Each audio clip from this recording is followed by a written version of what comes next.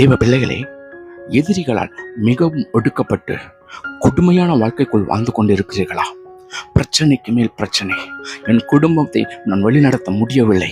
என் எதிரிகள் மிகவும் என்னை ஒடுக்குகிறார்கள். என்னுடைய எதிரிகள் என் பகைக்கிறார்கள். என் பலவான்களாய் இருக்கிறார்கள். பலவீன குடும்பமாய் நாங்கள் காணப்படுகிறோம். பதறிக்கொண்டு இருக்கிறோம். என்ன நடக்கும் என்று தெரியாதபடி பயந்து கொண்டு இருக்கிறோம் என்று சொல்லி எதிரிகளை கண்டு அஞ்சிக் கொண்டு இருக்கிறீர்களா?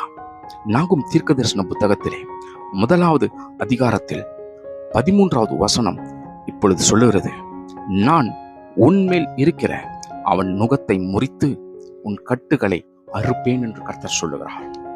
உங்களுடைய எதிரிகள் உங்களுக்கு விரோதமாய் எழும்பி உங்கள் மேல் ஆளுகை செய்து கொண்டு இருக்கிறார்களா? நீங்கள் செய்கிற காரியங்களை எல்லாம் தடுத்து கொண்டு இருக்கிறார்களா? அலுவலகத்திலே உங்களுக்கு விரோதமாய் எதிரிகள் எழும்பிக் கொண்டு இருக்கிறார்களா?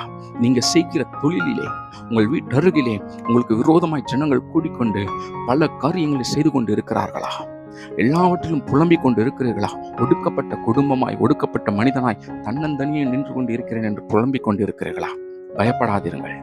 கர்த்தர் உன்னுடைய நுகத்தை முறித்து போடுகிறார்.